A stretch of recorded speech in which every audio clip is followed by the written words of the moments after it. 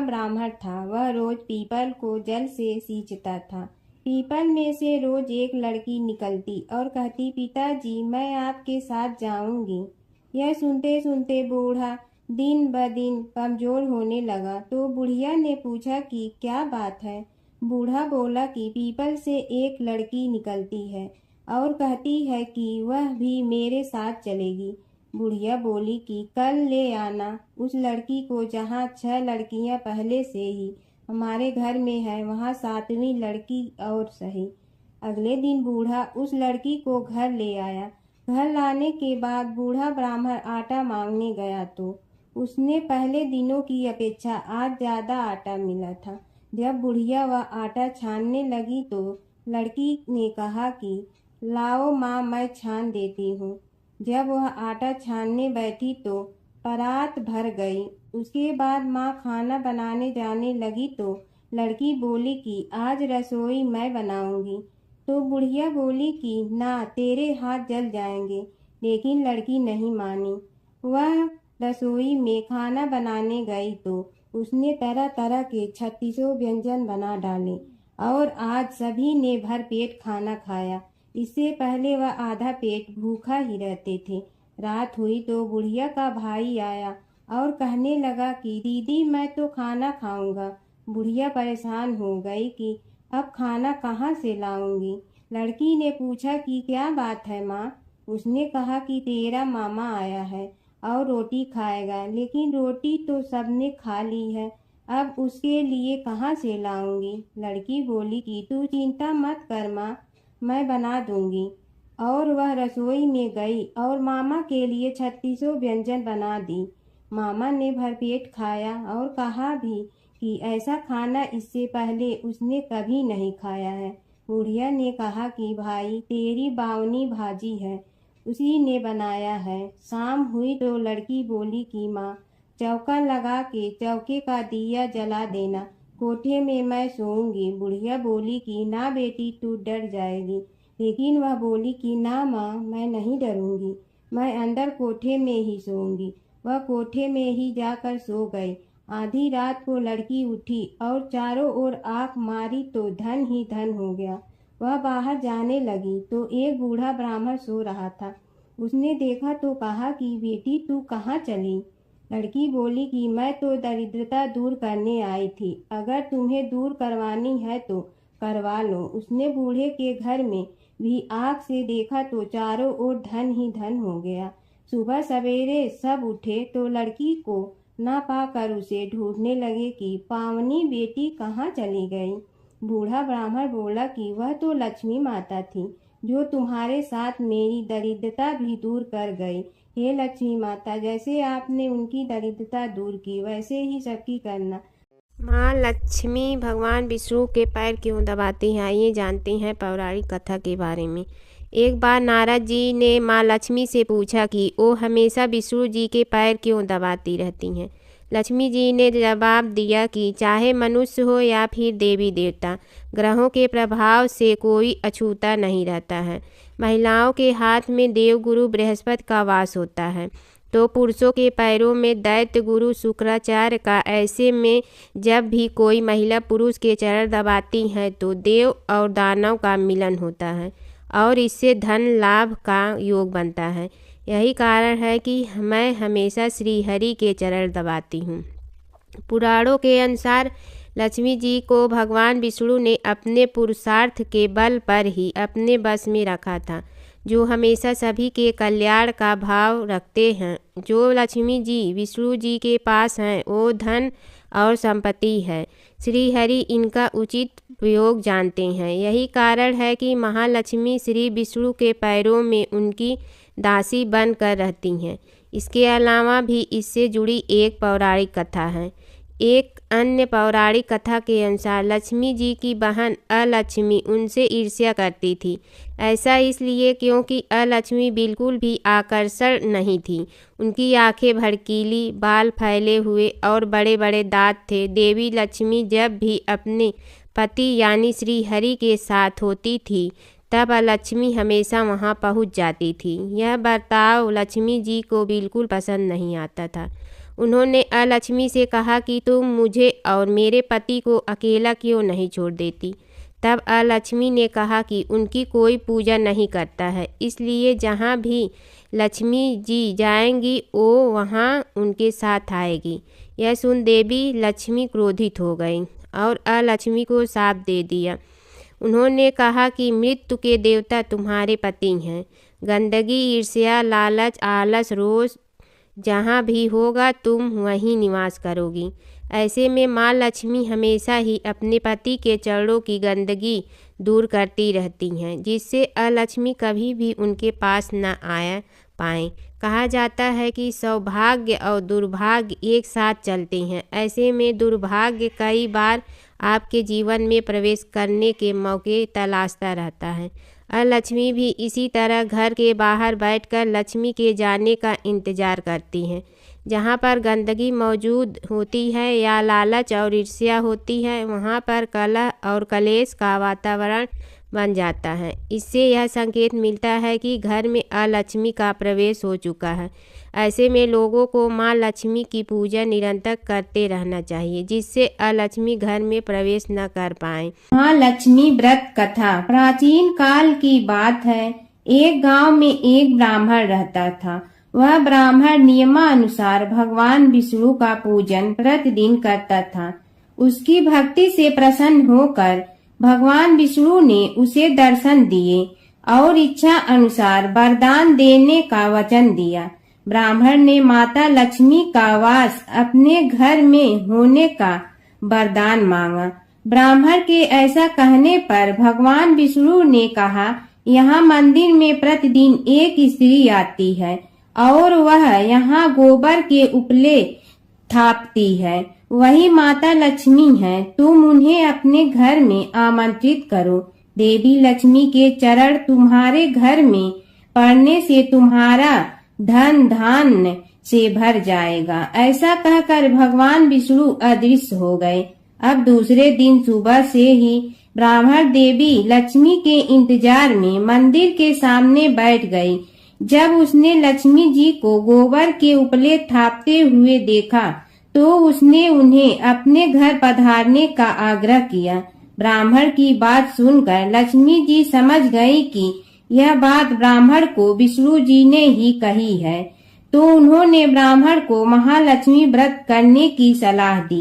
लक्ष्मी जी ने ब्राह्मण से कहा कि तुम 16 दिन तक महालक्ष्मी व्रत करो और व्रत के आखिरी दिन चंद्रमा का पूजन करके अर्घ देने से तुम्हारा व्रत पूर्ण हो जाएगा। ब्राह्मण ने भी महालक्ष्मी के कहे अनुसार व्रत किया और देवी लक्ष्मी ने भी उनकी मनोकामना पूर्ण की। उसी दिन से यह व्रत श्रद्धा से किया जाता है। महालक्ष्मी व्रत कथा। पौराणिक कथा अनुसार एक बार भगवान विष्णु मृतलोक यानी भूलोक में गमन करने के लिए निकल पड़े। माता लक्ष्मी ने भी निवेदन किया कि वह भी उनके साथ आना चाहती हैं। भगवान विष्णु उनके स्वभाव से परिचित थे, इसलिए पहले ही उन्हें किया कि मैं आपको एक ही शर्त पर साथ लेकर चल सकता हूँ। माता लक्ष्मी मन ही मन बहुत खुश हुई कि चलो शर्त ही सही, भगवान साथ ले जाने के लिए तो माने। माता फटाक से बोली, मुझे सारी शर्तें मंजूर है। भगवान विष्णु ने कहा, जो मैं कहूँ, जैसा मैं कहूँ, आपको वैसा ही करना होगा। माता बोली, ठीक है, आप जैसा कहेंगे मैं वैसा ही करूँगी। दोनों भूलोक पर आकर विचरण करने लगे। एक जगह रुककर श्री हरि ने माता से कहा कि मैं दक्षिण दिशा की तरफ जा रहा हूँ, आपको यहीं पर मेरा इंतजार करना होगा। यह कहकर भगवान विष्णु दक्षिण दिशा की तरफ बढ़ गए। अब माता को जिज्ञासा हुई कि दक्षिण दिशा में ऐसा क्या है जो भगवान मुझे वहां नहीं ले जाना चाहते हैं। माता का स्वभाव तो वैसे भी चंचल ही माना जाता है। उनसे वहां पर ज्यादा देर नहीं रुका गया और वे भगवान विष्णु की तरफ ही बढ़ने लगी। आगे जाकर माता को सरसों का खेत दिखाई दिया। उसकी सुंदरता ने माता का मन मोह लिया। वे फूलों को तोड़कर अपना श्रृंगार करने लगी। इसके बाद वे कुछ ही दूर आगे बढ़ी थी कि गन्ने के खेत उन्हें दिखाई दिए। उन्हें गन्ने चूसने की इच्छा हुई तो गन्ने तोड़कर उन्हें चूसने लगी कि भगवान विष्णु वापस आ गए। सरसों के फूलों से सजी माता लक्ष्मी को गन्ना चूसते हुए देखकर भगवान विष्णु उन पर क्रोधित हो गए। भगवान ने कहा कि आपने अपने शर्त का उल्लंघन किया है। मैंने आपको वहां रुकने के लिए कहा था, लेकिन आप नहीं रुकी और यहाँ किसान के खेतों से फूल व गन्ने तोड़कर आपने अपराध किया है। इसकी आपको सजा मिलेगी। भगवान विष्णु ने माता लक्ष्मी को 12 वर्ष तक किसान की सेवा करने का श्राप दे दिया और स्वयं क्षीर सागर गमन कर गए। अब विवश माता लक्ष्मी को किसान के घर रहना पड़ा। एक दिन माता लक्ष्मी ने किसान की पत्नी को देवी लक्ष्मी की प्रतिमा की पूजा करने को कहा और बोला कि इससे तुम जो भी मांगोगी तुम्हें मिलेगा।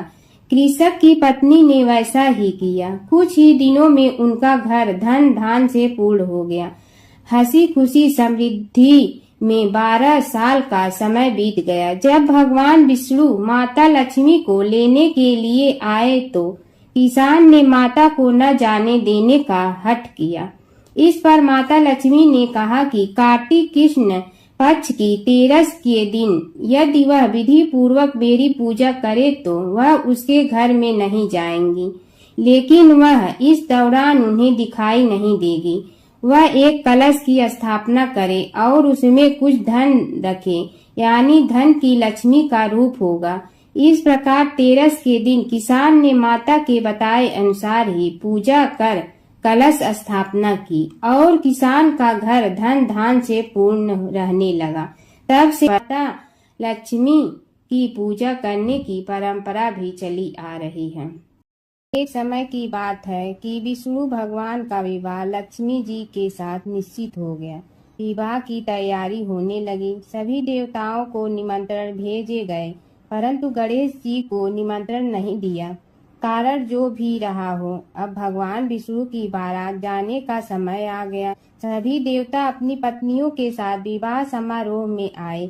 उन सब ने देखा कि गणेश जी कहीं दिखाई नहीं दे रहे हैं। तब वे आपस में चर्चा करने लगे कि क्या गणेश जी को कोई न्योता नहीं दिया है या स्वयं गणेश जी ही नहीं आए हैं। सभी को इस बात पर आश्चर्य होने लगा। तभी सब ने विचार किया कि विष्णु भगवान से ही इसका कारण पूछा जाए। विष्णु भगवान से पूछने पर उन्होंने कहा कि हमने गणेश जी के पिता भोलेनाथ महादेव को न्योता भेजा है। यदि गणेश जी अपने पिता के साथ आना चाहते हैं तो आ जाते। अलग से न्योता देने की कोई आवश्यकता भी नहीं थी। दूसरी बात यह है कि उनको 1.25 मन मूंग, 1.25 मन चावल, 1.25 मन घी और 1.25 मन लड्डू का भोजन दिन भर में चाहिए। यदि गणेश जी नहीं आएंगे तो कोई बात नहीं। दूसरे के घर जाकर इतना सारा खाना पीना अच्छा भी नहीं लगता। इतनी वार्ता कर ही रहे थे कि किसी एक ने सुझाव दिया, यदि गणेश जी आ भी जाए तो उनके द्वारपाल बनाकर बैठा देंगे कि आप घर की याद रखना। आप तो चूहे पर बैठकर धीरे धीरे चलोगे तो बारात से बहुत पीछे रह जाओगे। यह सुझाव भी सबको पसंद आ गया तो विष्णु भगवान ने भी अपनी सहमति दे दी। होना क्या था कि इतने में गणेश जी वहां आ पहुंचे और उन्हें समझा बुझाकर घर की रखवाली करने बैठा दिया गया। बारात चल रही थी, तब नारद जी ने देखा कि गणेश जी तो दरवाजे पर ही बैठे हुए हैं। तो वे गणेश जी के पास गए और रुकने का कारण पूछा। गणेश जी कहने लगे कि विष्णु भगवान ने मेरा बहुत अपमान किया है। नारद जी ने कहने लगे कि अपनी मूसक देना को आगे भेज दे तो वह रास्ता खोद देगी, जिससे उनके वाहन धरती में धंस जाएंगे। तब आपको सम्मान पूर्वक बुलाना पड़ेगा। अब तो गणेश जी ने अपनी मूसक सेना जल्दी से आगे भेज दी और सेना ने जमीन पोली कर दी। जब बारात वहां से निकली तो रथों के पहिए धरती में धंस गए। लाख कोशिश करे परंतु पहिए नहीं निकले। सभी ने अपने अपने उपाय किए, परंतु पहिए तो नहीं निकले, बल्कि जगह जगह से टूट गए। किसी की समझ में नहीं आ रहा था कि अब क्या किया जाए। तब तो नारद जी ने कहा, आप लोगों ने गणेश जी का अपमान करके अच्छा नहीं किया। यदि उन्हें मना कर लाया जाए तो आपका कार्य सिद्ध हो सकता है और यह संकट टल सकता है। शंकर भगवान ने अपने दूत नंदी को भेजा और वे गणेश जी को लेकर आए। गणेश जी का आदर सम्मान के साथ पूजन किया। तब कहीं रथ के पहिए निकले। अब रथ के पहिए निकल के परंतु टूट फूट गए तो उन्हें सुधारे गए। पास के खेत में खाती काम कर रहा था, उसे बुलाया गया। खाती अपना कार्य करने के पहले श्री गणेशाय नमः कहकर गणेश जी की वंदना मन ही मन करने लगा। देखते ही देखते खाती ने सभी पहियों को ठीक कर दिया। तब खाती कहने लगा कि हे देवताओं, आपने सर्वप्रथम गणेश जी को नहीं मनाया होगा और न ही उनकी पूजन की होगी, इसीलिए तो आपके साथ यह संकट आया है। हम तो मूर्ख अज्ञानी हैं, फिर भी पहले गणेश जी को पूजते हैं, उनका ध्यान करते हैं। आप लोग तो देवतागण हैं, फिर भी आप गणेश जी को कैसे भूल गए। अब आप लोग भगवान श्री गणेश जी की जय बोल कर जाएं तो आपके सब काम बन जाएंगे और संकट कट जाएंगे। ऐसा कहते हुए बारात वहां से चल दी और विष्णु भगवान को लक्ष्मी जी के साथ विवाह संपन्न करा के सभी सकुशल घर लौट आए। हे गणेश जी महाराज, आपने विष्णु को जैसे कारज सारियो ऐसे कारज सबको सिद्ध कर जो। बोलो गजानन भगवान की जय। माता सीता की कथा। यह कहानी सीता माता कहती थी और श्री राम इसे सुना करते थे।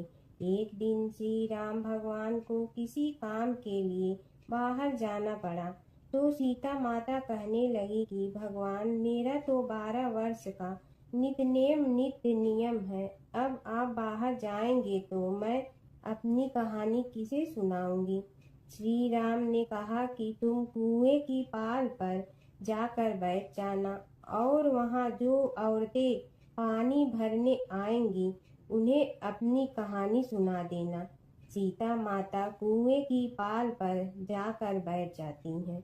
एक स्त्री आई, उसने रेशम की जड़ी की साड़ी पहन रखी थी और सोने का घड़ा ले रखा था। सीता माता उसे देख कहती हैं कि बहन, मेरा 12 वर्ष का नित्यनेम सुन लो। पर वह स्त्री बोली कि मैं तुम्हारा नित्यनेम सुनूंगी तो मुझे घर जाने में देरी हो जाएगी और मेरी सास मुझसे लड़ेंगी। उसने कहानी नहीं सुनी और चली गई। उसकी रेशम जड़ी की साड़ी फट गई, सोने का घड़ा मिट्टी के घड़े में बदल गया। सास ने देखा तो पूछा कि ये किसका दोष अपने सिर लेकर आ गई है। बहू ने कहा कि कुएं पर एक औरत बैठी थी, उसने कहानी सुनने के लिए कहा, लेकिन मैंने सुनी नहीं, जिसका यह फल मिला है। बहू की बात सुनकर अगले दिन वही साड़ी और घड़ा लेकर सास कुएं की पाल पर गई। सास को वहीं माता सीता बैठी मिली तो माता सीता ने कहा कि बहन, मेरी कहानी सुन लीजिए। सास बोली कि एक बार छोड़, मैं तो 4 बार कहानी सुन लूंगी। राम आए, लक्ष्मण आए, देश के पुजारी आए, नित नेम का नेम लाए, आओ राम बैठो राम, तपी रसोई जियो राम, माखन मिश्री खाओ राम, दूध बतासा पियो राम, सूत के पलका मोठो राम, साल दुसाला पोठो राम, साल दुसाला ओढ़ो राम, जब बोलो जब राम ही राम, राम संवारे सबके काम, खाली घर भंडार भरेंगे, सबका बेड़ा पार करेंगे, श्री राम जय राम जय जय राम। सास बोली कि बहन, कहानी तो बहुत अच्छी लगी। कहानी सुनकर सास घर चली गई और उसकी साड़ी फिर से रेशम जड़ी की बन गई। मिट्टी का घड़ा फिर सोने के घड़े में बदल गया। बहू कहने लगी, सासू माँ, आपने ये सब कैसे किया। सास ने कहा कि बहू, तू दोष लगा के आई थी और मैं अब दोष उतार कर आ रही हूँ। बहू ने फिर पूछा कि वह कुएं वाली स्त्री कौन है। सास बोली कि वे सीता माता थीं। वे पुराने से नया कर देती हैं, खाली घर में भंडार भर देती हैं। वह लक्ष्मी जी का वास घर में कर देती हैं। आदमी की जो भी इच्छा हो उसे पूरा कर देती हैं। बहू बोली कि ऐसी कहानी मुझे भी सुना दो। सास बोली कि ठीक है, तुम भी सुनो। और सास ने कहानी शुरू की। राम आए लक्ष्मण आए, देश के पुजारी आए, नित नेम का नेम लाए, आओ राम बैठो राम, तपी रसोई जियो राम, माखन मिश्री खाओ राम, दूध बतासा पियो राम, सूत के पलका मोठो राम, साल दुसाला पोठो राम, साल दुसाला ओढ़ो राम, जब बोलो जब राम ही राम, राम संवारे सबके काम, खाली घर भंडार भरेंगे, सबका बेड़ा पार करें, श्री राम जय जय राम। कहानी सुनकर बहू बोली कि कहानी तो बहुत अच्छी है। सास ने कहा कि ठीक है, इस कहानी को रोज कहा करेंगे। अब सास बहू रोज सवेरे उठती, नहाती धोती और पूजा करने के बाद नित्य की सीता की कहानी कहती। एक दिन उनके यहाँ एक पड़ोस की औरत आई और बोली कि बहन जरा सी आँच दे ना। तो वह बोली कि आज तो अभी हमने जलाई ही नहीं। पड़ोसन ने कहा कि तुम सुबह 4 बजे से उठकर क्या कर रही हो। फिर उन्होंने कहा कि सुबह उठकर हम पूजा करते हैं, फिर सीता माता की नित्य नेम की कहानी कहते हैं। पड़ोसन ने उसकी बात सुनकर फिर कहा कि सीता माता की कहानी कहने से तुम्हें क्या मिलता है। वे बोली कि इनकी कहानी कहने से घर में भंडार भर जाते हैं, सारे काम सिद्ध होते हैं, मन की इच्छा भी पूरी हो जाती है। पड़ोसन कहती है कि बहन ऐसी कहानी तो मुझे भी सुना दो। फिर वह बोली कि ठीक है, तुम भी यह कहानी सुन लो। राम आए लक्ष्मण आए, देश के पुजारी आए, नित नेम का नेम लाए, आओ राम बैठो राम। सारी कहानी सुनने के बाद पड़ोसन कहने लगी, बहन कहानी तो मुझे बहुत अच्छी लगी। अब वह पड़ोसन भी नित नेम सीता माता की कहानी कहने लगी। कहानी कहने से सीता माता ने पड़ोसन के भी भंडार भर दिए। अब तो पूरे मोहल्ले में नित नेम की कथा चल पड़ी। हर किसी की मनोकामना पूरी होने लगी। हे सीता माता, जैसे आपने उनके भंडार भरे वैसे ही आप हमारे भी भंडार भरना, सबकी भरना, कहानी सुनने वाले के भी और कहानी कहने वाले के भी। गणेश और बुढ़िया माई की कथा। एक बुढ़िया थी, वह बहुत ही गरीब और दृष्टिहीन थी। उसके एक बेटा और बहू थे। वह बुढ़िया सदैव गणेश जी की पूजा किया करती थी। एक दिन गणेश जी प्रकट होकर उस बुढ़िया से बोले, बुढ़िया माँ, तू जो चाहे सो मांग ले। बुढ़िया बोली, मुझे तो मांगना नहीं आता, कैसे और क्या मांगूं। तब गणेश जी बोले, अपने बहू बेटे से पूछ कर मांग ले। तब बुढ़िया ने अपने बेटे से कहा, गणेश जी कहते हैं तू कुछ मांग ले, बता मैं क्या मांगूं। पुत्र ने कहा, माँ तू धन मांग ले। बहू से पूछा तो बहू ने कहा, नाती मांग ले। तब बुढ़िया ने सोचा कि ये तो अपने अपने मतलब की बात कर रहे हैं। अतः उस बुढ़िया ने पड़ोसन से पूछा तो उन्होंने कहा, बुढ़िया तू तो थोड़े दिन जियोगी, क्यों तू धन मांगो और क्यों नाती मांगे। तू तो अपनी आँखों की रोशनी मांग ले, जिससे तेरी जिंदगी आराम से कट जाए।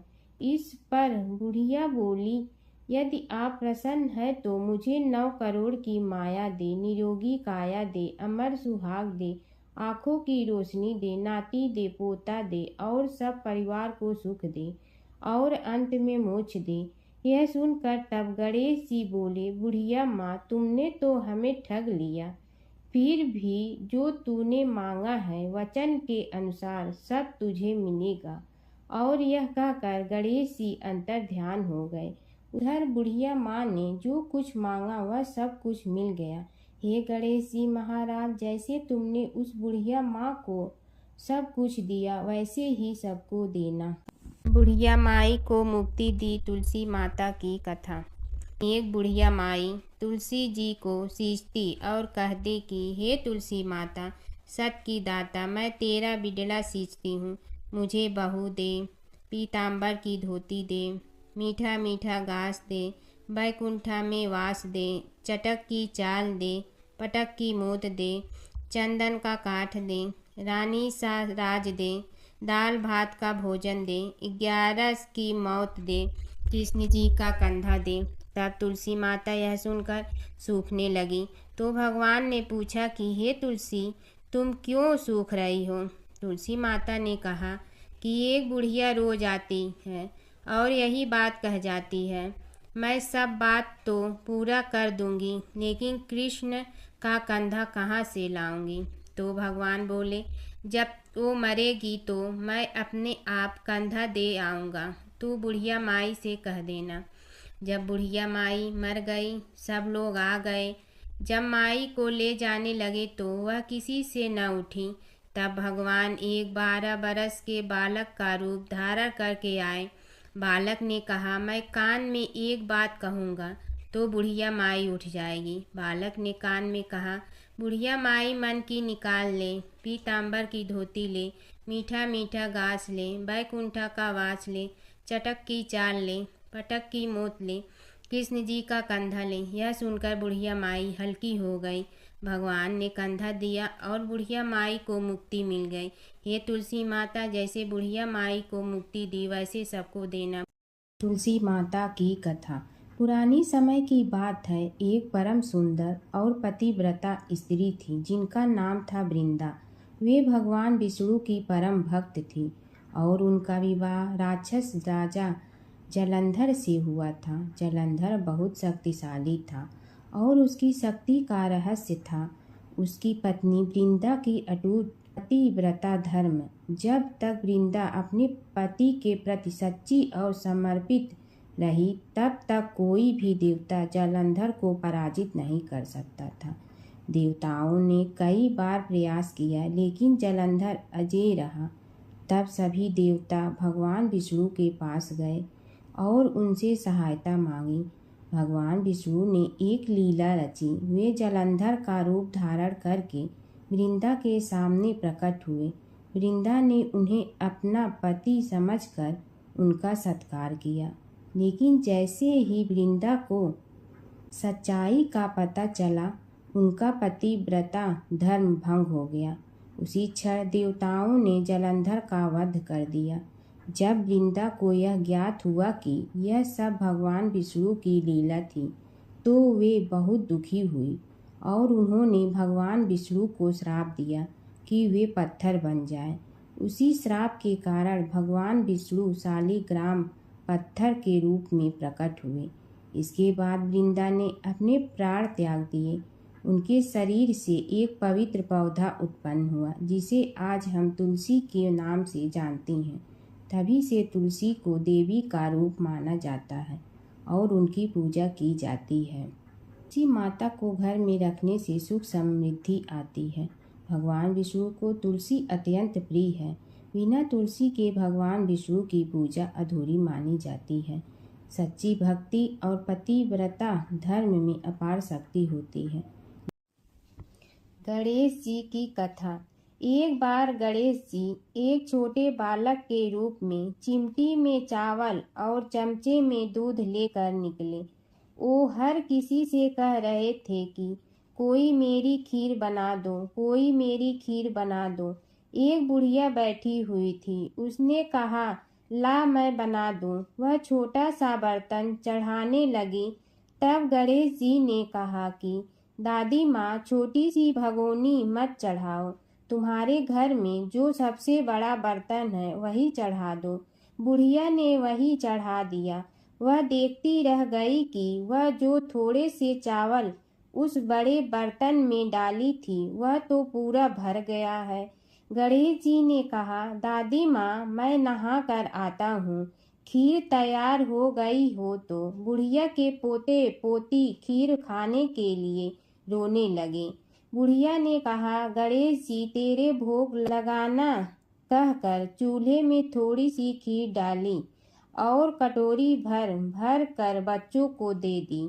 बुढ़िया की पड़ोसन ऊपर से देख रही थी, तो बुढ़िया ने सोचा यह चुगली कर देगी, तो एक कटोरा भर कर उसे भी पकड़ा दिया। बेटे की बहू ने चुपके से एक कटोरा खीर खाई और कटोरा चक्की के नीचे छुपा दिया। अभी भी गणेश जी नहीं आए थे। बुढ़िया को भी भूख लग रही थी। वह भी एक कटोरा खीर खाकर किवाड़ के पीछे बैठकर एक बार फिर कहा कि गणेश जी आपके भोग लगे कहकर खाना शुरू कर दिया। तभी गणेश जी आ गए। बुढ़िया ने कहा, आ जा रे गणेशिया, खीर खा ले, मैं तो तेरी ही राह देख रही थी। गणेश जी ने कहा, दादी माँ, मैंने तो खीर पहले ही खा ली। बुढ़िया ने कहा, कब खाई? गणेश जी ने कहा, जब तेरे पोते पोती ने खाई तब खाई थी, जब तेरी पड़ोसन ने खाई तब खाई थी, और जब तेरी बहू ने खाई तब भी खाई थी, और जब तूने खाई तो मेरा पेट पूरा ही भर गया। बुढ़िया ने कहा, बेटा और सारी बात तो सोच, पर बहू बेचारी का तो नाम मत लो। वह तो सुबह से काम में लग रही है, उसने फिर खीर कब खाई? गणेश जी ने कहा, चाकी के नीचे देख, झूठा कटोरा पड़ा है, और तूने तो मेरे भोग तो लगाया, वह तो वैसे ही खा गई। बुढ़िया ने कहा, बेटा घर की बात है, घर में ही रहने दो। अब बताओ बची हुई खीर का क्या करूं?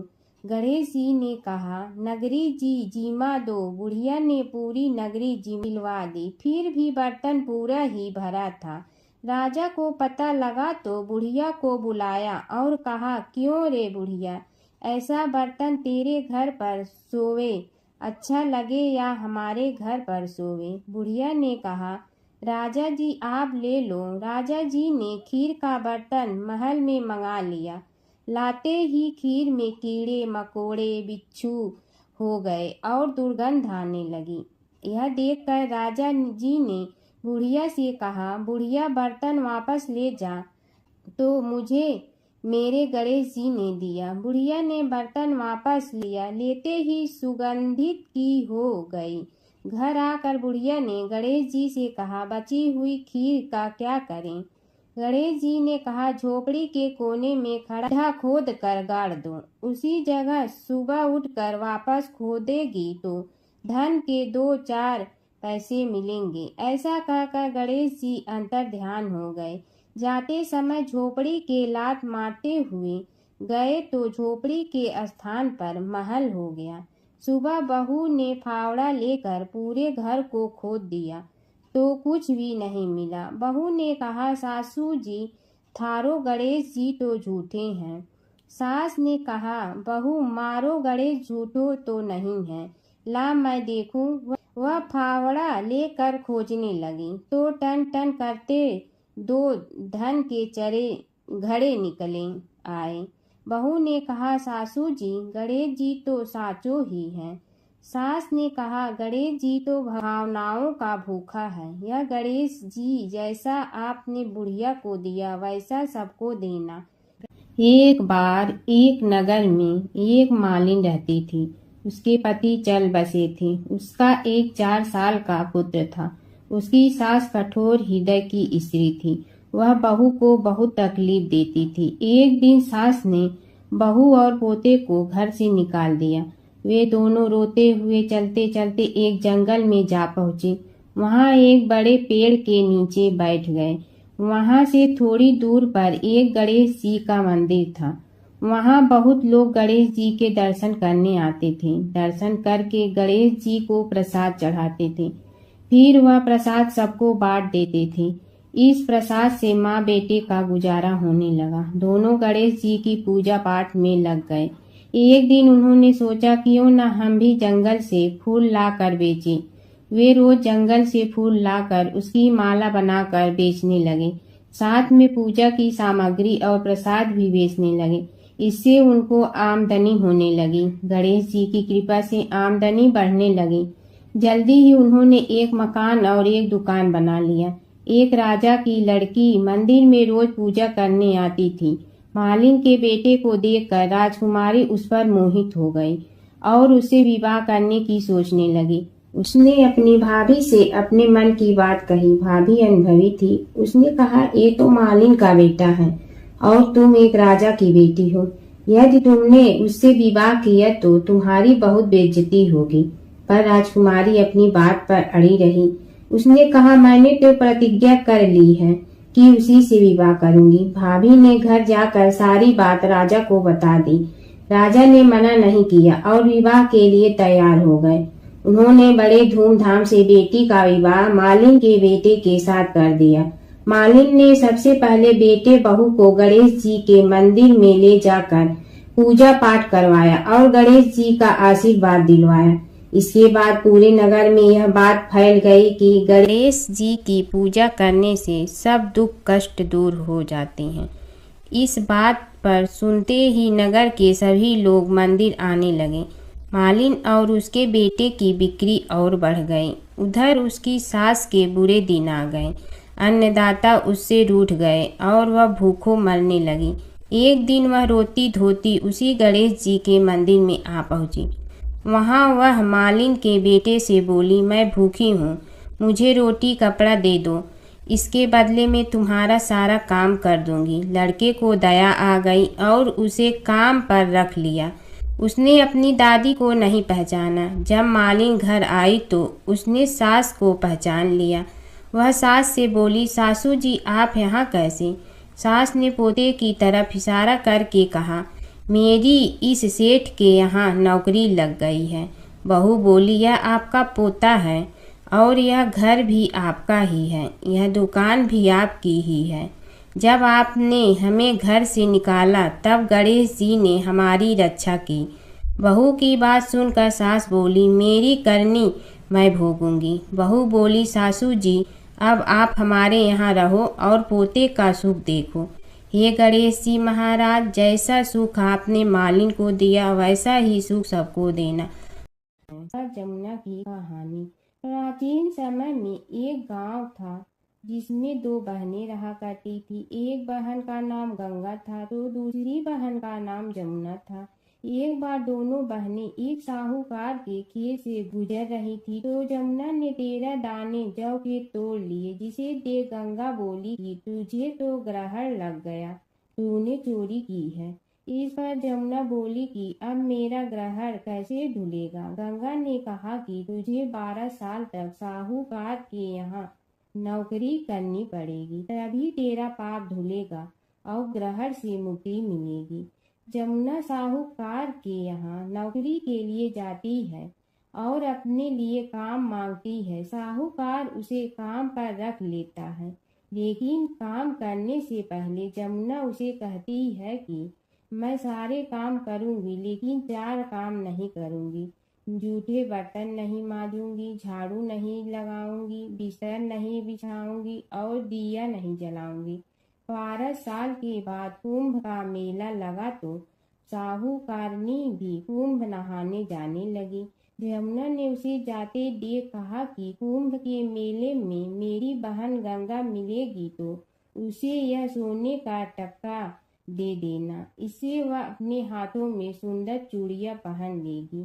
साहूकारनी ने कुंभ के मेले में गंगा को वह सोने का टका दे दिया। गंगा ने उनसे वह टका लेते हुए कहा कि मेरी बहन को कहना कि उसके 12 वर्ष पूरे हो गए हैं, अब वह वहां वापिस आ जा। साहूकार व साहूकारनी वापिस घर आए तब जमुना मटके में पानी भर रही थी। दोनों जमुना से बोले कि हमने सोने का वह टका तेरी बहन गंगा को दे दिया था और उसने कहा है कि तेरे 12 वर्ष पूरे हो गए हैं, इसलिए अब तुम वापिस जाओ। यह समाचार सुनते ही जमुना सहस्त्र धारा में बदल गई और बहने लगी। जमुना जी का यह रूप देखकर साहूकार और साहूकारनी परेशान हो गई थी। हमारे घर में जमुना माता ने काम किया, हमें तो अब ग्रहण लग गया है, हम यह ग्रहण कैसे उतारेंगे। जमुना भागकर गंगा माता के पास चली गई। गंगा ने जमुना से पूछा कि तुम साहूकारनी से कुछ कहकर आई हो या ऐसे ही बिना बताए आ गई। तब जमुना बोली कि मैं तो कुछ भी बताकर नहीं आई हूँ, गंगा ने कहा कि जा उन्हें धीरज दे आ, नहीं तो उन्हें जीवन भर असंतोष ही रहेगा। गंगा के कहने पर जमुना माता ने साहूकारनी को सपने में दर्शन दिए और कहा कि तुम दोनों उल्टे माथे क्यों पड़े हो, जाओ उठकर खाओ पियो। तब दोनों बोले कि हम कैसे उठें, हमें तो ग्रहण लगा है, क्योंकि हमने उल्टे सीधे और पता नहीं कितने नीच कार्य आपसे कराए हैं। तब जमुना जी बोली कि तुम्हें ग्रहण नहीं लगा है, ग्रहण तो मुझे लगा था कि मैंने तुम्हारे खेत से 13 दाने जौ के चुराए थे। मैं तो अपना ग्रहण उतारने तुम्हारे घर आई थी। मेरा ग्रहण तुम्हारे घर में 12 वर्ष तक रहने से उतर गया है और मेरी मुक्ति हो गई है। जमुना जी ने कहा कि तुम्हें कोई ग्रहण नहीं लगा है, उल्टे मेरे 12 वर्ष तक यहाँ रहने से तुम्हारी भी मुक्ति हो गई है। यह कहकर जमुना जी स्वप्न से चली गई। दोनों उठकर देखते हैं कि उनके घर में पहले से भी अधिक धन हो गया है। हे जमुना माता, जैसे आपने साहूकार व साहूकारनी की मुक्ति कराई, वैसे ही आप अपने सभी भक्तों की करना। बसेरे की कहानी। किसी गांव में एक भाट व एक जाट रहता था। दोनों में घनिष्ठ मित्रता थी। एक बार जाट अपनी बहन के घर जाने को तैयार हुआ तो भाट अपनी ससुराल जाने को तैयार हुआ। दोनों साथ चल पड़े तो रास्ते में रुककर एक कुएं की मुंडेर पर बैठ गए। जाट ने भाट से कहा कि नगर बसेरा कर लेते हैं। इस पर भाट बोला कि तू ही नगर बसेरा कर ले, मैं तो अपनी ससुराल जा रहा हूँ, वहाँ खूब खातिर होगी मेरी, तू कर ले नगर बसेरा। जाट वहीं कुएं के पास बैठ पानी की घंटी और चावल का दाना लेकर नगर बसेरा करने लगा। नगर बसेरा करने के साथ जाट कहने लगा कि नगर बसेरा जो करे सो मल धोवे पाँव, ताता माड़ा तापसी देगी मेरी माँ, माँ देगी मावशी तेगी द्वारका का वास, मीठा मीठा घास वृंदावन का वास, 5 कुल्ठी छठी रास, मेरी जीवड़ो श्री कृष्ण के पास, डालू पानी हो जाए घी, झट से निकल जाए मेरा जी। यह सब कर कर के वह जाट बहन के पास चल पड़ा। जाट की बहन ने भाई के आने पर उसकी खातिर की खी बूरा के साथ भाई को जिमाया। दोनों ने बैठकर ढेर सारी बातें की। इधर भाट अपने ससुराल पहुंचा तो वहां आग लगी हुई थी। आग बुझाने वह भी लग गया, जिसमें हाथ मुंह भी काले हो गए और खुद भी थोड़ा सुलझ गया। ना रोटी ना पानी के लिए ही किसी ने पूछा। एक पड़ोसन आई तो उसने भाट की सास को कहा कि जमाई आया है, जरा उस आओ भगत कर लो। बुढ़िया बोली कि सब कुछ तो जल गया है, अब कहाँ से आओ भगत करूं। तब पड़ोसन ने ही भाट को एक रोटी के साथ छाछ दी। उसने वही खाकर गुजारा किया। शाम को दोनों फिर घर की ओर चल पड़े और रास्ते में मिल गए और एक दूसरे का हाल पूछा। भाट बोला कि मेरी ससुराल में तो आग लगी हुई थी, आग बुझाते मैं खुद काला हो गया हूँ, ना रोटी मिली ना पानी। जाट बोला कि मेरी तो बहुत खातिर हुई। फिर बोला कि मैंने कहा था ना कि नगर बसेरा कर ले, आ अब कर ले, लेकिन भाट ने फिर मना कर दिया। कहने लगा कि चाहे रोटी दे या न दे, तेरी तो माँ है, दही चूरमा का पेड़ा धरा पाएगा। भाट ने फिर नगर बसेरा नहीं किया, जाट ने कर लिया। नगर बसेरा जो करे सो मल धोवे पाँव, ताता माड़ा तापसी देगी मेरी माँ, माँ देगी मावशी देगी द्वारका का वास, मीठा मीठा घास वृंदावन का वास, 5 कुल्ठी छठी रास, मेरा जी बड़ो श्री कृष्ण के पास, डालू पानी हो जाए घी, झट से निकल जाए मेरा जी। करके वह चल पड़ा। घर पहुँचते ही जाट की मावशी ने बहुत लाड प्यार किया। उधर भाट घर गया तो उसकी भैंस खो गई थी। बाप एक लाठी रखे तो दूसरी उठाए और कहने लगा कि ससुराल गया तो आग लगा दी, अब यहाँ आया तो भैंस खो दी। बाप ने कहा कि पहले भैंस लेकर आ, तभी रोटी पानी मिलेगा।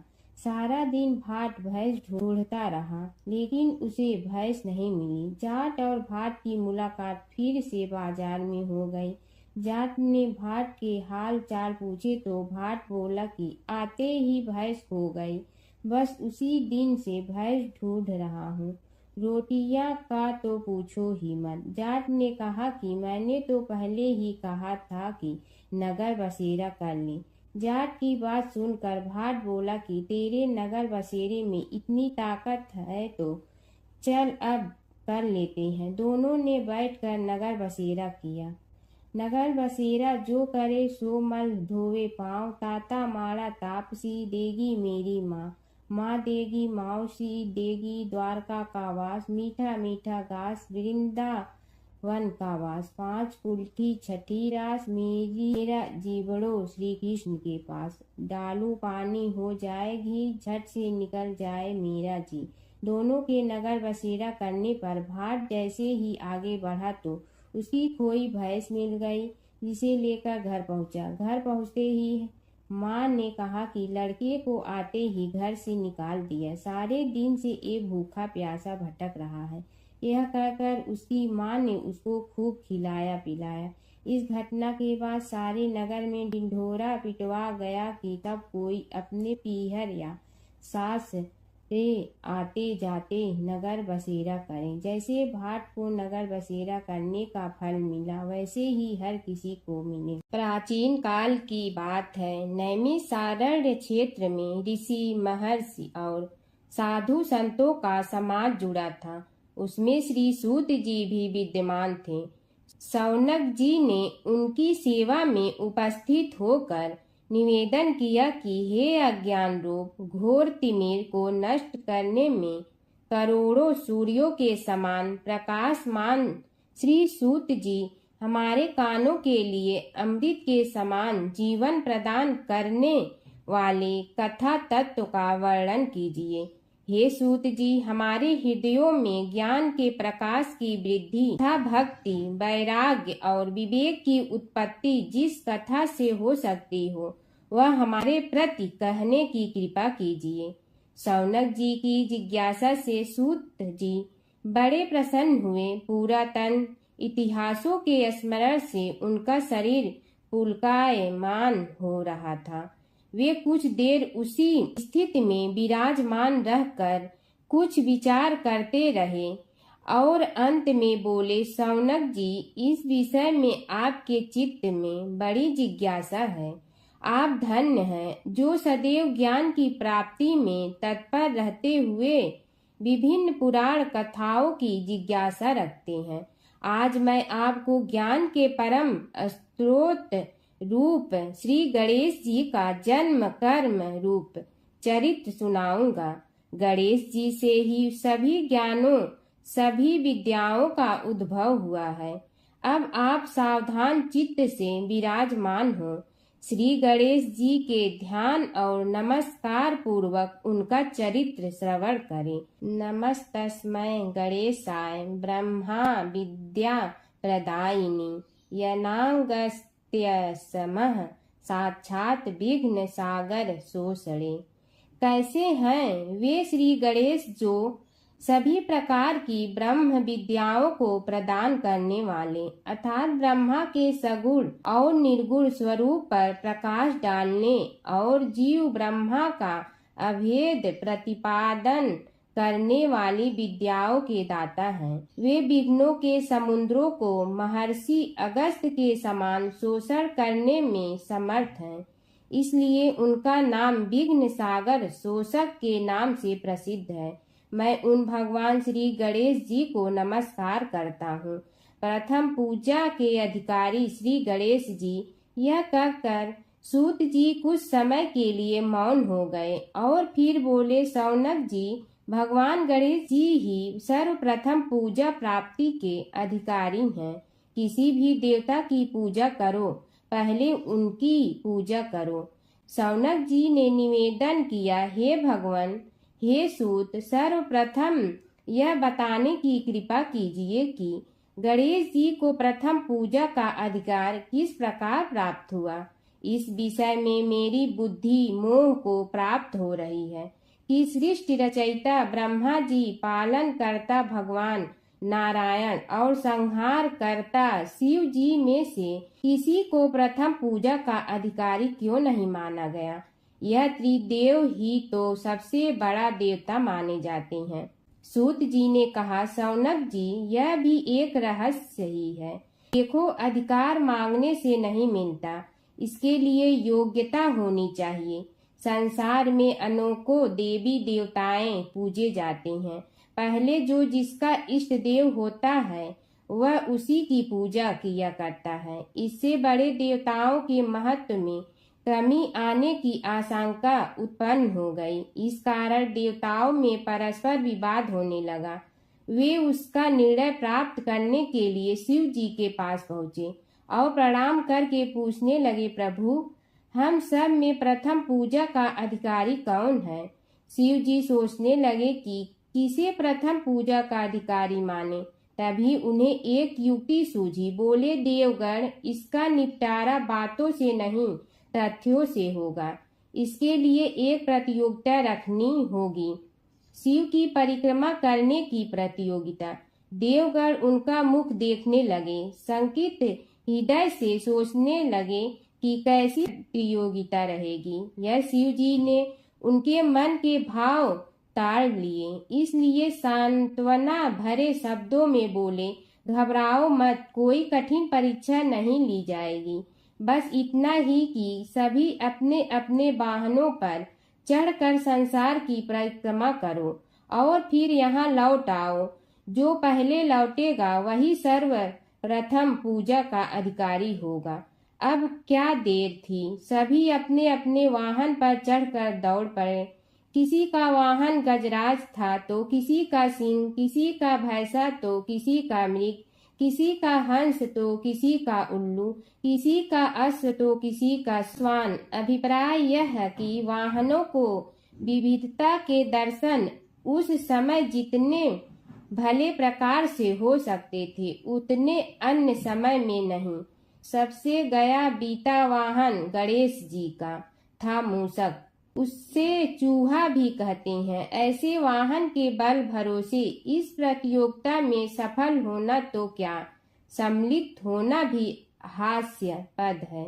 गणेश जी ने सोचा, छोड़ो, क्या होगा प्रतियोगिता में भाग लेने से, हम तो यहाँ बैठे रहकर ही तमाशा देखेंगे। वे बहुत देर तक विचार करते रहे। अंत में उन्हें एक युक्ति सूझी। शिव जी स्वयं ही जगदाता हैं, यह संसार उन्हीं का प्रतिबिंब है, तब क्यों न इन्हीं की परिक्रमा कर ली जाए। इनकी परिक्रमा करने से ही संसार की परिक्रमा हो जाएगी। ऐसा निश्चय कर उन्होंने मूषक पर चढ़कर शिव जी की परिक्रमा की और उनके समक्ष जा पहुँचे। शिव जी ने कहा, तुमने परिक्रमा पूर्ण कर ली। उन्होंने उत्तर दिया, जी हाँ। शिव जी सोचने लगे कि इसे तो यहीं घूमते हुए देखा, फिर परिक्रमा कैसे कराया। देवताओं का परिक्रमा करके लौटना आरंभ हुआ और उन्होंने गणेश जी को वहां बैठे देखा तो माथा ठनक गया। फिर भी साहस करके बोले, अरे तुम विश्व की परिक्रमा के लिए नहीं गए। गणेश जी ने कहा, अरे मैं कब का यहाँ आ गया। देवता बोले, तुम्हें तो कहीं भी नहीं देखा। गणेश जी ने उत्तर दिया, देखते कहाँ से, समस्त संसार शिव जी में विद्यमान है। इनकी परिक्रमा करने से ही संसार की परिक्रमा पूर्ण हो गई। सूत जी बोले, शौनक, इस प्रकार गणेश जी ने अपनी बुद्धि के बल पर ही विजय प्राप्त कर ली। उनका कथन सत्य था, इसलिए कोई विरोध करता भी तो कैसे। बस उसी दिन से गणेश जी की प्रथम पूजा होने लगी। सूत जी बोले, हे शौनक जी, यह एक तथ्य है कि गणेश जी ही उसके पात्र हैं। वे बड़े देवता का भी कार्य सिद्धि में विघ्न उपस्थित होने पर उन विघ्नराज का आश्रय न लिया हो। हे शौनक, वे देव भी बड़े दयालु हैं। नाम तो शिव जी का ही आशुतोष है, किंतु वे सर्वात्मा और सर्वरक्षक प्रभु तो शिव जी की अपेक्षा भी शीघ्र ही प्रकट हो जाते हैं। उनका भक्त कभी किसी संकट में नहीं पड़ता। यदि प्रारब्ध वशात कभी किसी विपत्ति में पड़ भी जाता है तो गणेश्वर की उपासना करने पर उनके अनुग्रह से उनके समस्त दुख दूर होकर परम सुख की प्राप्ति होती है। शौनक ने कहा, हे सूत जी, हे महाभाग, हे प्रभु, मैं गणेश जी के विभिन्न चरित्रों का अध्ययन करना चाहता हूँ, तो मुझे बताइए कि किस ग्रंथ का अवलोकन करूँ। हे दयामय, आपको तो उनके समस्त चरित्र विदित है कि यदि आप ही उन्हें सुनाने की कृपा करें तो मेरा अत्यधिक उपकार होगा।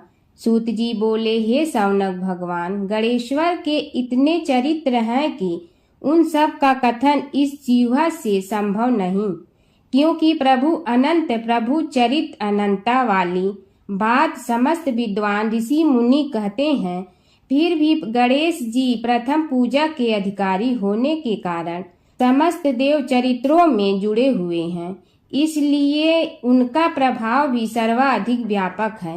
हे मुने, हे शौनक, वे भगवान सर्व समर्थ हैं। वे सभी का तिरस्कार करने में समर्थ हैं, किंतु उनका तिरस्कार कोई भी नहीं कर सकता। यह त्रिलोक्य उन्हीं भगवान के संकेत पर नित्य करता है। इसकी समस्त क्रियाएं उन्हीं की इच्छा पर आश्रित हैं।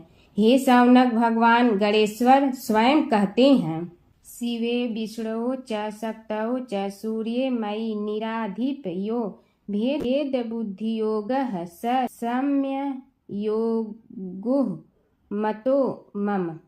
हे नरेश्वर, हे वरेण्य, शिव, विष्णु, शक्ति, सूर्य और मुझ गणेश में जो अभेद बुद्धि योग है, मेरे मत में वही सम्यक योग है। इससे यह भी सिद्ध है कि समस्त देवता उन्हीं के स्वरूप हैं। वे ही भगवान विभिन्न कार्य रूपों के अनुसार अपना भिन्न भिन्न नाम रखते हैं। हे मुनि श्रेष्ठ, उन सब देवताओं के चरित्र भी उन्हीं गणराज के चरित्र हैं। यद्यपि सब चरित्र एक ही ग्रंथ में मिलने में संभव नहीं है, फिर भी गणेश्वर के अनेकों प्रमुख चरित्रों का वर्णन गणेश पुराण में हुआ है। राजा सोमकांत का वृतांत कथन। शौनक जी ने पूछा, हे प्रभु, गणेश पुराण का आरंभ किस प्रकार हुआ, यह मुझे बताने की कृपा करें। इस पर सूत जी ने कहने लगे, हे शौनक, यद्यपि गणेश पुराण है तो बहुत प्राचीन, क्योंकि भगवान गणेश्वर तो आदि हैं। न जाने कब से गणेश जी अपने उपासकों पर कृपा करते चले आ रहे हैं। उनके अनंत चरित्र हैं, जिनका संग्रह एक महापुराण का रूप ले सकता है। उसे एक बार भगवान नारायण ने नारद जी को और भगवान ने शंकर और जगन जननी पार्वती जी को सुनाया था। बाद में वही पुराण संक्षेप रूप में ब्रह्मा जी ने महर्षि वेद व्यास को सुनाया और फिर व्यास जी ने महर्षि भृगु को सुनाया। भृगु ने कृपा करके सौराष्ट्र के एक राजा सोमकांत को सुनाया था। तब से वह पुराण अनेक कथाओं में विस्तृत होता रहा और अनेक कथाओं से रहित होता हुआ अनेक रूप में प्रचलित है। शौनक जी ने पूछा, भगवान, आप यह बताने का कष्ट करें कि राजा सोमकांत कौन था। उसने महर्षि से गणेश पुराण का श्रवण कहाँ किया था, उस पुराण के श्रवण से उसे क्या क्या उपलब्धियां हुई। हे नाथ, मुझे श्री गणेश्वर की कथा के प्रति उत्कंठा बढ़ती ही जा रही है। सूत जी बोले, हे शौनक, सौराष्ट्र के देवनगर नाम की एक प्रसिद्ध राजधानी थी। वहाँ का राजा सोमकांत था। वह अपनी प्रजा का पुत्र के समान पालन करता था। वह वेद ज्ञान संपन्न, शस्त्र विद्या में पारंगत एवं प्रबल प्रतापी राजा, समस्त राजाओं में मान्य तथा अत्यंत वैभवशाली था। उसका ऐश्वर्य कुबेर के भी ऐश्वर्य को लज्जित करता था। उसने अपने पराक्रम से अनेकों देश जीत लिए थे। उसकी पत्नी अत्यंत रूपवती, गुणवती, धर्माज्ञा एवं पतिव्रत धर्म का पालन करने वाली थी। वह सदैव अपने प्राणनाथ की सेवा में लगी रहती थी। उसका नाम सुधर्मा था। जैसे वह पतिव्रता थी, वैसे ही राजा भी एक पत्नी व्रता का पालन करने लगा। उसके हेमकांत नामक एक सुंदर पुत्र था। वह भी सभी विद्याओं का ज्ञाता और अस्त्र शस्त्रादि के अभ्यास में निपुण हो गया था। यह सभी श्रेष्ठ लक्षणों से संपन्न, सद्गुणी एवं प्रजा जनों के हितों का अत्यंत पोषक था। इस प्रकार राजा सोमकांत स्त्री, पुत्र, पशुवाहन, राज्य एवं प्रतिष्ठा आदि से सब प्रकार सुखी था। उससे दुख तो था ही नहीं। सभी राजागण उसका हार्दिक सम्मान करते थे तथा उसकी श्रेष्ठ कीर्ति भी संसार व्यापी थी। परंतु युवावस्था के अंत में सोमकांत को घृणित कोष्ठ रोग हो गया। उसके अनेक उपचार किए गए किंतु कोई लाभ नहीं हुआ। रोग शीघ्रता से बढ़ने लगा और उसके कीड़े पड़ गए। जब रोग की अधिक वृद्धि होने लगी और उसका कोई उपाय न हो सका तो राजा ने मंत्रियों को बुलाकर कहा, सुव्रतो, जाने किस कारण यह रोग मुझे पीड़ित कर रहा है। अवश्य ही यह किसी पूर्व जन्म के पाप का फल होगा। इसलिए मैं अब अपना समस्त राजपाट छोड़कर वन में रहूंगा। मेरे पुत्र हेमकांत को मेरे समान मानकर राज्य शासन का धर्म पूर्वक संचालन कराते रहें। यह कहकर राजा ने शुभ दिन दिखवाकर अपने पुत्र हेमकांत को राज्य पद पर अभिषेक किया और अपनी पत्नी सुधर्मा के साथ निर्जन वन की ओर चल दिया। प्रजापालक राजा के वियोग में समस्त प्रजा जन अश्रु बहाते हुए उनके साथ चले गए। राज्य की सीमा पर पहुंचकर राजा ने अपने पुत्र अमात्यगण और प्रजा जनों को समझाया, आप सब लोग धर्म के जानने वाले, श्रेष्ठ आचरण में तत्पर एवं सहृदय हैं। यह संसार तो वैसे भी परिवर्तनशील है। जो आज है वह कल नहीं था और आने वाले कल में भी नहीं रहेगा। इसलिए मेरे जाने से दुख का कोई कारण नहीं है। मेरे स्थान पर मेरा पुत्र सभी कार्यों को करेगा। इसलिए आप सब उसके अनुशासन में रहते हुए उसे सदैव सम्मान करते रहें। फिर पुत्र से कहा, बेटा, यह स्थिति सभी के समझ आती रही है। हमारे पूर्व पुरुष भी परंपरागत रूप से वृद्धावस्था आने पर वन में जाते रहे हैं। मैं कुछ समय पहले ही वन में जा रहा हूँ, तो कुछ पहले या पीछे जाने में कोई अंतर नहीं पड़ता। यदि कुछ वर्ष बाद जाऊं तब भी मोह का त्याग करना ही होगा। इसलिए हे वत्स, तुम दुखित मत हो और मेरी आज्ञा मानकर राज्य शासन को ठीक प्रकार चलाओ। ध्यान रखना, क्षत्रिय धर्म का कभी त्याग न करना और प्रजा को सदा सुखी रखना। इस प्रकार राजा सोमकांत ने सभी को समझा बुझाकर वहां से वापस लौट आया और स्वयं अपनी पतिव्रता भार्या के साथ वन में प्रवेश किया। पुत्र हेमकांत के आग्रह से उसने सुबल और ज्ञान गम्य नामक 2 आत्माओं को भी साथ ले लिया। उन सब ने एक समतल एवं सुंदर स्थान देखकर वहां विश्राम किया। तभी उन्हें एक मुनि कुमार दिखाई दिया। राजा ने उससे पूछा, तुम कौन हो, कहाँ रहते हो? यदि उचित समझो तो मुझे बताओ। मुनि बालक ने कोमल बाणी में कहा, मैं महर्षि भृगु का पुत्र हूँ। मेरा नाम च्यवन है। हमारा आश्रम निकट में ही है। अब आप भी अपना परिचय दीजिए। राजा ने कहा, मुनि कुमार, आपका परिचय पाकर मुझे बड़ी प्रसन्नता हुई। मैं सौराष्ट्र के देवनगर नामक राज्य का अधिपति रहा हूँ। अब अपने पुत्र को राज्य देकर मैंने अरण्य की शरण ली है। मुझे कुष्ठ रोग अत्यंत पीड़ित किए हुए हैं। उसकी निवृत्ति का कोई उपाय करने वाला हो तो कृपा कर मुझे बताइए।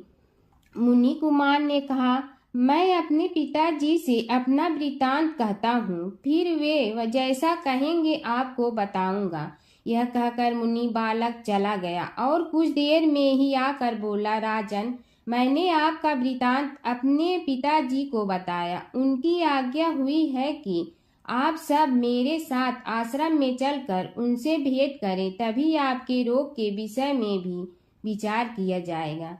राजा सोमकांत के पूर्व जन्म का वृत्तांत भृगु द्वारा वर्णन।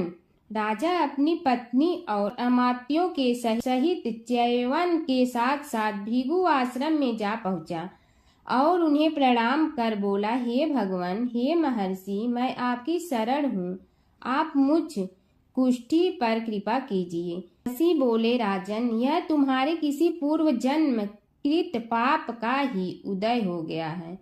इसका उपाय मैं विचार करके बताऊंगा। आज तो तुम सब स्नान आज से निवृत्त होकर रात्रि विश्राम करो। महर्षि की आज्ञा अनुसार सबने स्नान भोजन आदि के उपरांत रात्रि व्यतीत की और प्रातः काल स्नान आदि नित्य कर्मों से निवृत्त होकर महर्षि की सेवा में उपस्थित हुए। महर्षि ने कहा, राजन, मैंने तुम्हारे पूर्व जन्म का वृतांत जान लिया हूँ और यह भी विदित कर लिया है कि किस पाप के फल से तुम्हें इस रोग की प्राप्ति हुई है। यदि तुम चाहो तो उसे सुना दूं। राजा ने हाथ जोड़कर निवेदन किया, बड़ी कृपा होगी मुनिनाथ, मैं उसे सुनने के लिए उत्कंठित हूँ। महर्षि ने कहा, तुम पूर्व जन्म में एक धनवान वैश्य के लाडले पुत्र थे। वह वैश्य विंध्याचल के निकट कौलहार नामक ग्राम में निवास करता था। उसकी पत्नी का नाम सुलोचना था। तुम उसी वैश्य दंपत के पुत्र हुए। तुम्हारा नाम कामद था। तुम्हारा लालन पालन बड़े लाड चाव से हुआ। उन्होंने तुम्हारा विवाह एक अत्यंत सुंदरी वैश्य कन्या से कर दिया था, जिसका नाम कुटुम्बिनी था। यद्यप तुम्हारी भार्या सुशीला थी और तुम्हें सदैव धर्म में निरत देखना चाहती थी, किंतु तुम्हारा स्वभाव वासनांध होने के कारण दिन प्रतिदिन उज्जवल होता जा रहा था। किंतु माता पिता भी धार्मिक थे, इसलिए उनके सामने तुम्हारी उछलता दबी रही। परंतु माता पिता की मृत्यु के बाद तुम निरंकुश हो गए और अपनी पत्नी की बात भी नहीं मानते थे। तुम्हें अनाचार में प्रवृत्त देखकर उसे दुख होता था, तो भी उसका कुछ बस न चलता था। तुम्हारी उन्मत्तता चरम सीमा पर थी। अपनों से भी द्वेष और क्रूरता का व्यवहार किया करते थे। हत्या आदि कराते थे। तुम्हारे लिए सामान्य बात हो गई। पीड़ित व्यक्तियों ने तुम्हारे विरुद्ध राजा से पुकार की। अभियोग चला और तुम्हें राज्य की सीमा से भी बाहर चले जाने का आदेश हुआ। तब तुम घर छोड़कर किसी निर्जन वन में रहने लगे। उस समय तुम्हारा कार्य लोगों को लूटना और हत्या करना ही रह गया।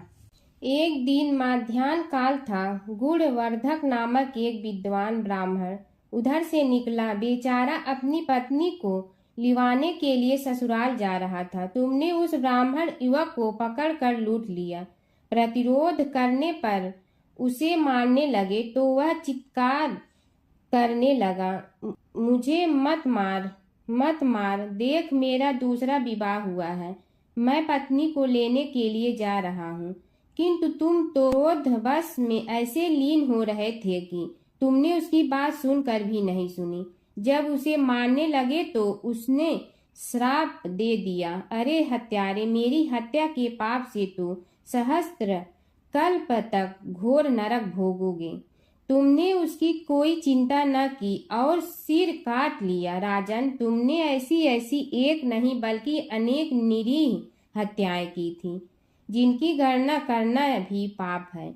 इस प्रकार इस जन्म में तुमने घोर पाप कर्म किए थे, किंतु बुढ़ापा आने पर जब अशक्त हो गए तब तुम्हारे साथ जो क्रूर कर्मा थे वे भी किनारा कर गए। उन्होंने सोच लिया कि अब तो इसे खिलाना भी पड़ेगा, इसलिए मरने दो यहीं।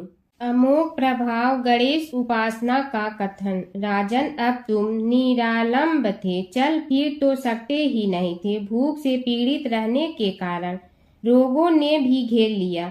उधर से जो कोई निकलता तुम्हें घृणा की दृष्टि से देखता हुआ चला जाता। तब तुम आहार की खोज में बड़ी कठिनाई से चलते हुए एक जीर्ण शीर्ण देवालय में पहुंचा। उसमें भगवान गणेश्वर की प्रतिमा विद्यमान थी। तब न जाने किस पुण्य के उदय होने से तुम्हारे मन में गणेश जी के प्रति भक्ति भाव जागृत हुआ। तुम निराहार रहकर उनकी उपासना करने लगे। उससे तुम्हें सब कुछ मिला और रोग भी कम हुआ। राजन, तुमने अपने साथियों की दृष्टि बचाकर बहुत सा धन एक स्थान पर गाड़ दिया था। अब तुमने उस धन को उसे देवालय के जीर्णोद्धार में लगाने का निश्चय किया। शिल्पी बुलाकर उस मंदिर को सुंदर और भव्य बनवा दिया। इस कारण कुख्याति सुख्याति में बदलने लगी। फिर यथा समय तुम्हारी मृत्यु हुई। यमदूतों ने पकड़कर तुम्हें यमराज के समक्ष उपस्थित किया। यमराज तुमसे बोले, जीव, तुमने पाप और पुण्य दोनों ही किए हैं और दोनों का ही भोग तुम्हें भोगना है, किंतु पहले पाप का फल भोगना चाहते हो पुण्य का। इसके उत्तर में तुमने प्रथम अपने पुण्य कर्मों के भोग की इच्छा प्रकट की और इसीलिए उन्होंने तुम्हें राजकुल में जन्म लेने के लिए भेज दिया। पूर्व जन्म में तुमने भगवान गणाध्यक्ष का सुंदर एवं भव्य मंदिर बनवाया था, इसलिए तुम्हें सुंदर देह की प्राप्ति हुई। यह कहकर महर्षि भृगु कुछ रुके। उन्होंने देखा कि राजा को इस वृतांत पर शंका हो रही है। तभी महर्षि के शरीर में असंख्य विकराल पक्षी उत्पन्न होकर राजा की ओर झपटे। उनकी चोंच बड़ी तीक्ष्ण थी, जिनसे वे राजा के शरीर को नोच नोच कर खाने लगे। उसके कारण उत्पन्न असहनीय पीड़ा से व्याकुल हुए राजा ने महर्षि के समक्ष हाथ जोड़कर निवेदन किया, प्रभु, आपका आश्रम तो समस्त द्वेष आदि से परे है और यहाँ मैं आपकी शरण में बैठा हूँ। तब यह पक्षी मुझे आकर ही क्यों पीड़ित कर रहे हैं? हे मुनिनाथ, इनसे मेरी रक्षा कीजिए। महर्षि ने राजा के अंतर्वचन सुनकर सांत्वना देते हुए कहा, राजन, तुमने मेरे वचनों में शंका की थी और जो मुझ सत्यवादी के कथन में शंका करते हैं उसे खाने के लिए मेरे शरीर से इसी प्रकार पक्षी प्रकट हो जाते हैं, जो कि मेरे हुंकार करने पर भस्म हो जाया करते हैं। यह कर महर्षि ने हुंकार की और तभी वे समस्त पक्षी भस्म हो गए। राजा श्रद्धावनत होकर उनके समक्ष अश्रुपात करता हुआ बोला, प्रभु, अब आप पाप से मुक्त होने का उपाय कीजिए। महर्षि ने कुछ विचार कर कहा, राजन, तुम पर भगवान गणेश्वर की कृपा सहज रूप से है और वे ही प्रभु तुम्हारे पापों को भी दूर करने में समर्थ हैं। इसलिए तुम उनके पाप नाशक चरित्रों का श्रवण करो। गणेश पुराण में उनके चरित्रों का भले प्रकार वर्णन हुआ है, अतएव तुम श्रद्धा भक्ति पूर्वक उसी को सुनने में चित्त लगाओ। राजा ने प्रार्थना की, महामुनि, मैंने गणेश पुराण का नाम भी आज तक नहीं सुना, तो उनके सुनने का सौभाग्य कैसे प्राप्त कर सकूंगा? हे नाथ, आपसे अधिक ज्ञानी और प्रकांड विद्वान और कौन हो सकता है? आप ही मुझ पर कृपा कीजिए। महर्षि ने राजा की दीनता देखकर उसके शरीर पर अपने कमंडल का मंत्रपूत जल छिड़का। तभी राजा को एक छींक आई और नासिका से एक अत्यंत छोटा काले वर्ण का पुरुष बाहर निकल आया। देखते देखते वह बढ़ गया। उसके भयंकर रूप को देखकर राजा कुछ भयभीत हुआ, किंतु समस्त आश्रमवासी वहां से भाग गए। वह पुरुष महर्षि के समक्ष हाथ जोड़कर खड़ा हो गया। उन्हें उसकी ओर देखा और कुछ उच्च स्वर में बोले, तू कौन है, क्या चाहता है? वह बोला, मैं साक्षात पाप हूँ। समस्त पापियों के शरीर में मेरा निवास है। आपके मंत्रपूत जल के स्पर्श से मुझे विवश होकर राजा के शरीर से बाहर निकलना पड़ा है। अब मुझे बड़ी भूख लगी है, बताइए क्या खाऊं और कहाँ रहूं? महर्षि बोले, तू उस आम के अवकाश स्थान में निवास कर और उसी वृक्ष के पत्ते खाकर जीवन निर्वाह कर। यह सुनते ही वह पुरुष आम के वृक्ष के पास पहुंचा, किंतु उसके स्पर्श मात्र से वह वृक्ष जलकर भस्म हो गया। फिर जब पाप पुरुष को रहने के लिए कोई स्थान दिखाई न दिया तो वह भी अंतर्हित हो गया। हर व्रत कथा के साथ पढ़ी और सुनी जाने वाली लपसी तपसी की यह कहानी।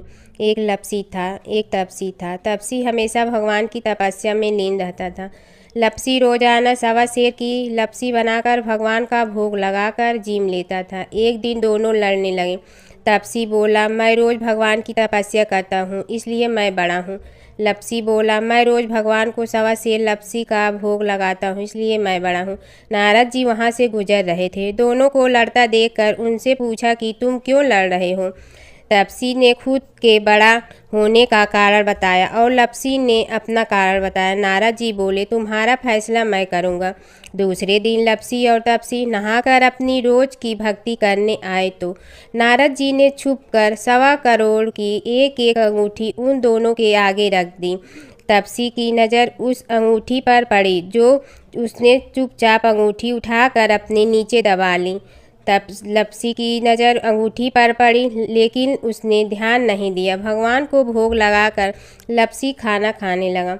नारद जी सामने आए तो दोनों ने पूछा कि कौन बड़ा, तो नारद जी ने तपसी से खड़ा होने को कहा। वो खड़ा हुआ तो उसने नीचे दबी अंगूठी दिखाई पड़ी। नारद जी ने लपसी से कहा, तपस्या करने के बाद भी तुम्हारी चोरी करने की आदत नहीं गई, इसलिए लपसी बड़ा है और तुम्हें तुम्हारी तपस्या का कोई फल भी नहीं मिलेगा।